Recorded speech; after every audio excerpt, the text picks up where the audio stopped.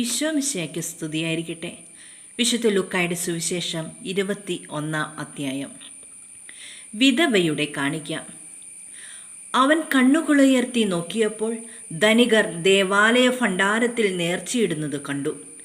ദരിദ്രയായ ഒരു വിധവ 2 ചെമ്പുതൊട്ടുകൾ ഇടുന്നതും അവൻ കണ്ടു.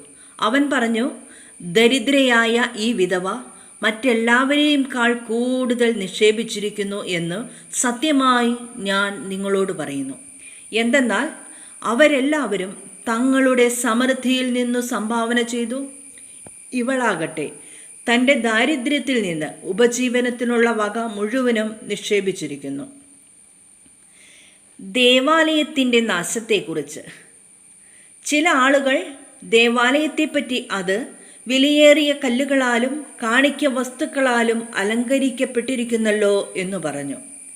അവൻ അവരോട് പറഞ്ഞു, നിങ്ങൾ ഈ കാണുന്നവ കല്ലിന്മേൽ കല്ല് ശേഷിക്കാതെ തകർക്കപ്പെടുന്ന സമയം വരുന്നു. ക്ലേശങ്ങളുടെ ആരംഭം. അവർ ചോദിച്ചു, ഗുരു, ഇത് എപ്പോഴാണ് സംഭവിക്കുക? ഇതെല്ലാം സംഭവിക്കാൻ തുടങ്ങുന്നതിൻ്റെ അടയാളം എന്താണ്? അവൻ പറഞ്ഞു, ആരും നിങ്ങളെ വഴിതെറ്റിക്കാതിരിക്കാൻ സൂക്ഷിച്ചുകൊള്ളുവിൻ.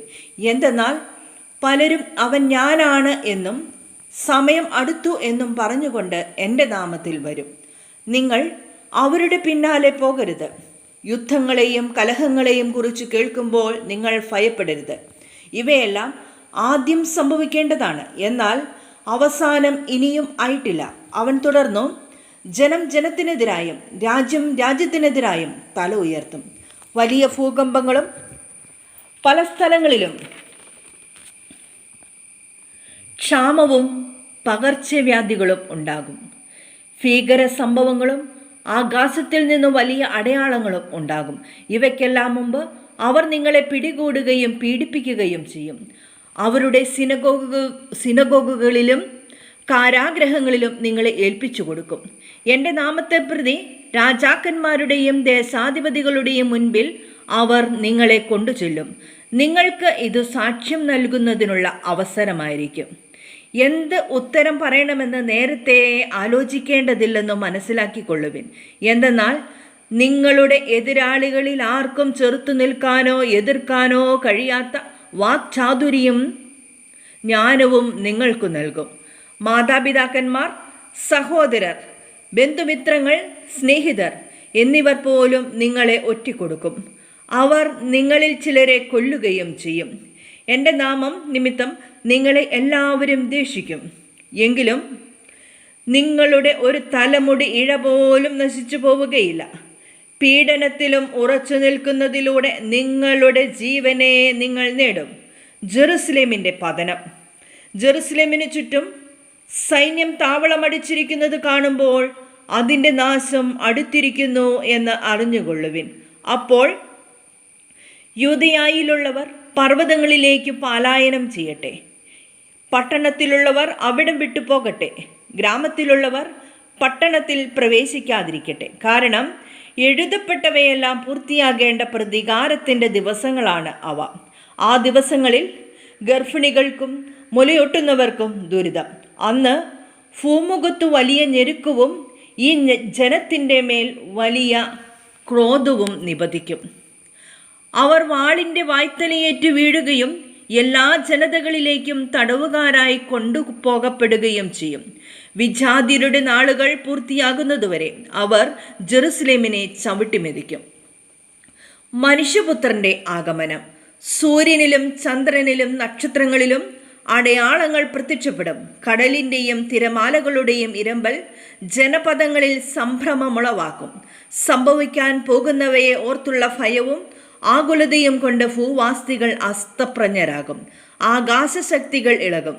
അപ്പോൾ മനുഷ്യപുത്രൻ ശക്തിയോടും വലിയ മഹത്വത്തോടും കൂടെ മേഘങ്ങളിൽ വരുന്നത് അവർ കാണും. ഇവ സംഭവിക്കാൻ തുടങ്ങുമ്പോൾ നിങ്ങൾ ശിരസ്സുയർത്തി നിൽക്കുവിൻ. എന്തെന്നാൽ നിങ്ങളുടെ വിമോചനം സമീപിച്ചിരിക്കുന്നു. ഒരു ഉപമയും അവൻ അവരോട് പറഞ്ഞു, അത്തിമരത്തെയും മറ്റു മരങ്ങളെയും നോക്കുവിൻ. അവ തളിർക്കുമ്പോൾ വേനൽക്കാലം അടുത്തിരിക്കുന്നു എന്ന് നിങ്ങൾ അറിയുന്നു. അതുപോലെ ഇക്കാര്യങ്ങൾ സംഭവിക്കുന്നത് കാണുമ്പോൾ ദൈവരാജ്യം സമീപിച്ചിരിക്കുന്നു എന്ന് മനസ്സിലാക്കിക്കൊള്ളുവിൻ. സത്യമായി ഞാൻ നിങ്ങളോട് പറയുന്നു, എല്ലാം സംഭവിക്കുന്നതുവരെ ഈ തലമുറ കടന്നു പോവുകയില്ല. ആകാശവും ഭൂമിയും കടന്നുപോകും, എന്നാൽ എൻ്റെ വാക്കുകൾ കടന്നു പോവുകയില്ല. ജാഗരൂകരായിരിക്കുവിൻ. സുഖലോലുപത, മദ്യാസക്തി, ജീവിത വ്യഗ്രത എന്നിവയാൽ നിങ്ങളുടെ മനസ്സ് ദുർബലമാവുകയും ആ ദിവസം ഒരു കെണി പോലെ പെട്ടെന്ന് നിങ്ങളുടെ മേൽ വന്നു വീഴുകയും ചെയ്യാതിരിക്കാൻ ശ്രദ്ധിക്കുവിൻ. എന്തെന്നാൽ ഭൂമുഖത്ത് ജീവിക്കുന്ന എല്ലാവരുടെയും മേൽ അത് നിബന്ധിക്കും. സംഭവിക്കാനിരിക്കുന്ന ഇവയിൽ നിന്നെല്ലാം രക്ഷപ്പെട്ട് മനുഷ്യപുത്രൻ്റെ മുമ്പിൽ പ്രത്യക്ഷപ്പെടാൻ വേണ്ട കരുത്ത് ലഭിക്കാൻ സദാ പ്രാർത്ഥിച്ചുകൊണ്ട് ജാഗരൂകരായിരിക്കുവിൻ. എല്ലാ ദിവസവും അവൻ ദേവാലയത്തിൽ പഠിപ്പിച്ചുകൊണ്ടിരുന്നു. രാത്രിയിൽ അവൻ പട്ടണത്തിനു പുറത്തുപോയി ഒലിവുമലയിൽ വിശ്രമിച്ചു. അവൻ്റെ വാക്കു കേൾക്കാൻ വേണ്ടി ജനം മുഴുവൻ അതിരാവിലെ ദേവാലയത്തിൽ അവൻ്റെ അടുത്തു വന്നിരുന്നു. യേശുവിനെ വധിക്കാൻ ഗൂഢാലോചന. അധ്യായം 22. പെസഹ എന്ന് വിളിക്കപ്പെടുന്ന പുളിപ്പില്ലാത്ത അപ്പത്തിൻ്റെ തിരുനാൾ അടുത്തു. പുരോഹിതന്മാരും നിയമജ്ഞരും അവനെ എങ്ങനെ വധിക്കാമെന്ന് അന്വേഷിച്ചു കൊണ്ടിരുന്നു. പക്ഷേ അവർ ജനങ്ങളെ ഭയപ്പെട്ടു. 12 പേരിൽ ഒരുവനും സ്കറിയോത്ത എന്ന് വിളിക്കപ്പെടുന്നവനുമായ യൂദാസിൽ സാത്താൻ പ്രവേശിച്ചു.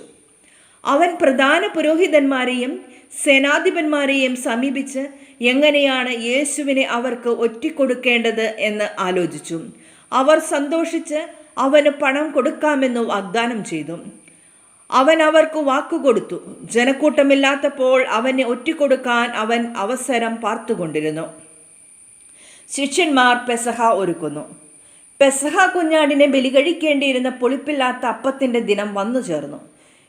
യേശു പത്രോസിനെയും യോഹനാനെയും അയച്ചുകൊണ്ട് പറഞ്ഞു, നിങ്ങൾ പോയി നമുക്ക് പെസഹ ഭക്ഷിക്കേണ്ടതിന് ഒരുക്കങ്ങൾ ചെയ്യുവിൻ. അവർ അവനോട് ചോദിച്ചു, ഞങ്ങൾ എവിടെ ഒരുക്കണമെന്നാണ് നീ ആഗ്രഹിക്കുന്നത്? അവൻ പറഞ്ഞു, ഇതാ നിങ്ങൾ പട്ടണത്തിലേക്ക് പ്രവേശിക്കുമ്പോൾ ഒരു കുടം വെള്ളം ചുമന്നുകൊണ്ട് ഒരുവൻ നിങ്ങൾക്കെതിരെ വരും. അവൻ പ്രവേശിക്കുന്ന വീട്ടിലേക്ക് നിങ്ങൾ അവനെ പിന്തുടരുക. ആ വീടിൻ്റെ ഉടമസ്ഥനോട് പറയുക, ഗുരു നിന്നോട് ചോദിക്കുന്നു, എൻ്റെ ശിഷ്യന്മാരോടുകൂടെ ഞാൻ പെസഹ ഭക്ഷിക്കുന്നതിനുള്ള വിരുന്നശാല എവിടെയാണ്? സജ്ജീകൃതമായ ഒരു വലിയ മാളികമുറി അവൻ നിങ്ങൾക്ക് കാണിച്ചു തരും. അവിടെ ഒരുക്കുക.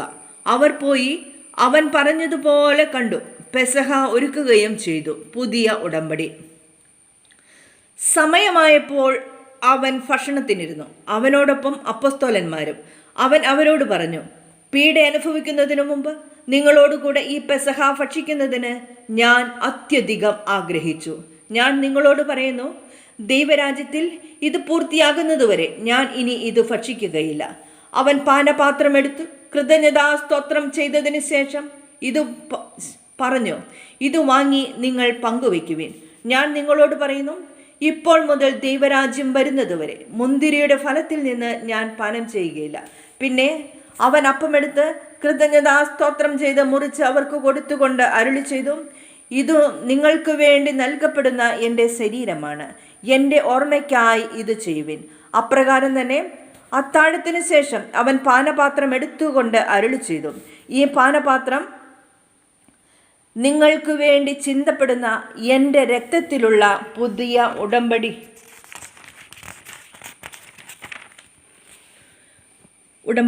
ഉടമ്പടിയാണ്. എന്നാൽ ഇതാ എന്നെ ഒറ്റിക്കൊടുക്കുന്നവൻ്റെ കൈ എൻ്റെ അടുത്ത് മേശമേൽ തന്നെയുണ്ട്.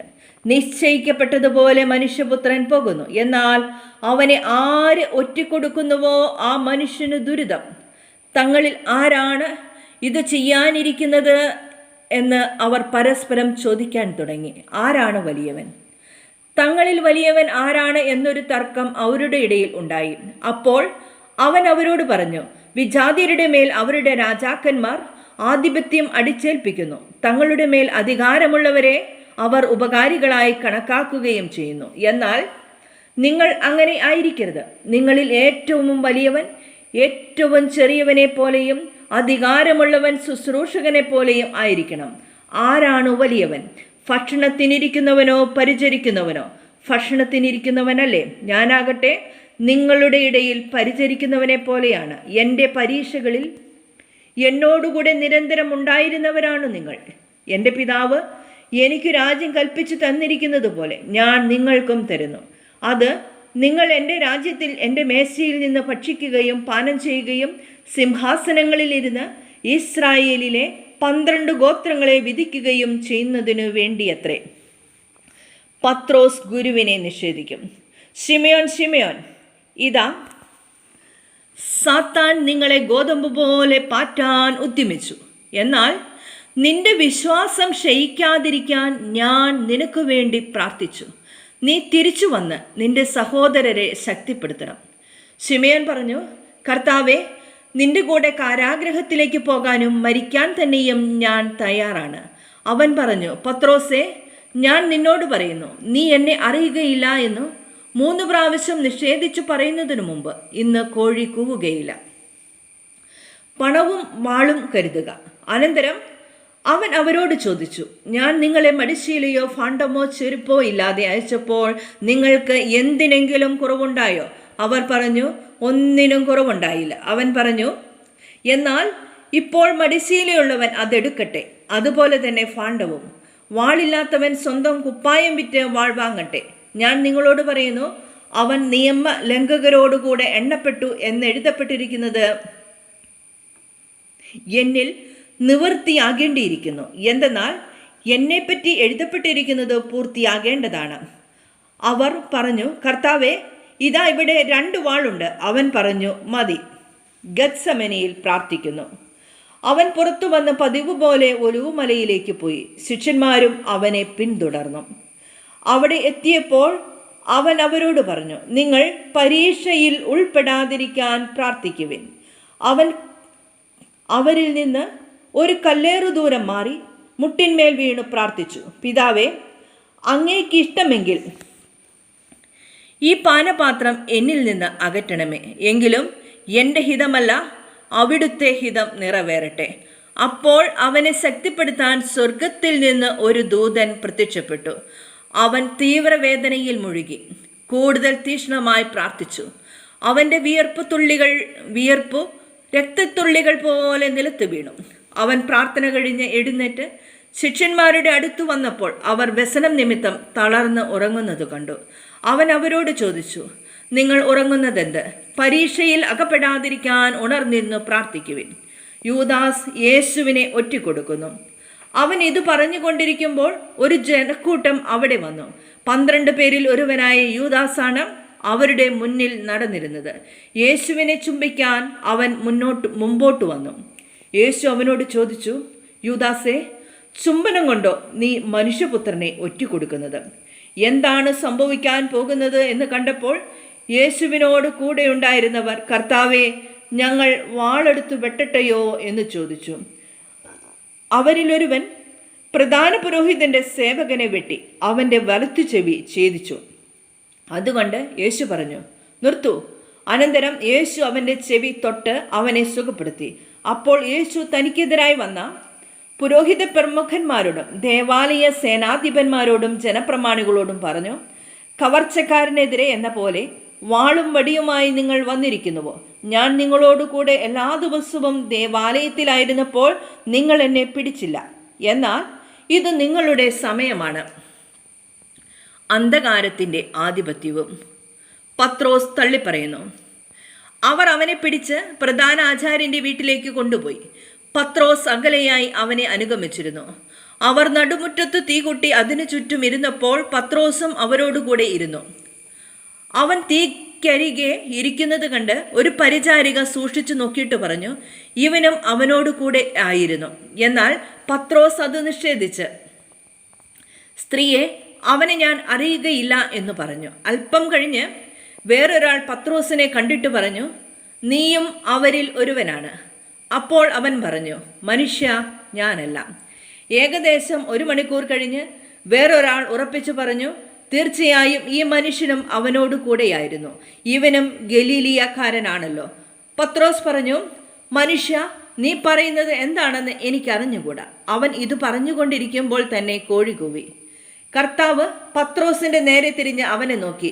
ഇന്ന് കോഴി കൂവുന്നതിനു മുമ്പ് 3 പ്രാവശ്യം നീ എന്നെ നിഷേധിക്കുമെന്ന് കർത്താവ് പറഞ്ഞ വചനം അപ്പോൾ പത്രോസ് ഓർമ്മിച്ചു. അവൻ പുറത്തുപോയി മനം നൊന്തു കരഞ്ഞു. യേശുവിനെ പരിഹസിക്കുന്നു. യേശുവിന് കാവൽ നിന്നിരുന്നവർ അവനെ പരിഹസിക്കുകയും അടിക്കുകയും ചെയ്തു. അവർ അവന്റെ കണ്ണുകൾ മൂടിക്കൊണ്ട്, നിന്നെ അടിച്ചവൻ ആരെന്ന് പ്രവചിക്കുക എന്ന് പറഞ്ഞു. അവർ അവനെ അധിക്ഷേപിച്ച് അവനെതിരായി പലതും പറഞ്ഞു.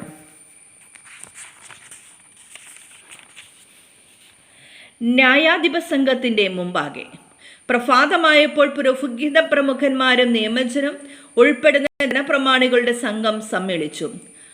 അവർ അവനെ തങ്ങളുടെ സംഘത്തിലേക്ക് കൊണ്ടുവന്ന് പറഞ്ഞു, നീ ക്രിസ്തുവാണെങ്കിൽ അത് ഞങ്ങളോട് പറയുക. അവൻ അവരോട് പറഞ്ഞു, ഞാൻ പറഞ്ഞാൽ നിങ്ങൾ വിശ്വസിക്കുകയില്ല, ഞാൻ ചോദിച്ചാൽ നിങ്ങൾ ഉത്തരം തരുകയുമില്ല.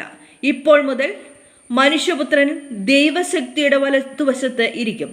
അവരെല്ലാവരും കൂടെ ചോദിച്ചു, അങ്ങനെയെങ്കിൽ നീ ദൈവപുത്രനാണോ? അവൻ പറഞ്ഞു, നിങ്ങൾ തന്നെ പറയുന്നല്ലോ ഞാൻ ആണെന്ന്. അവർ പറഞ്ഞു, ഇനി നമുക്ക് വേറെ സാക്ഷ്യം എന്തിന്? അവൻ്റെ നാവിൽ നിന്ന് തന്നെ നാം അത് കേട്ടുകഴിഞ്ഞു. ദൈവത്തിന് സ്തുതി.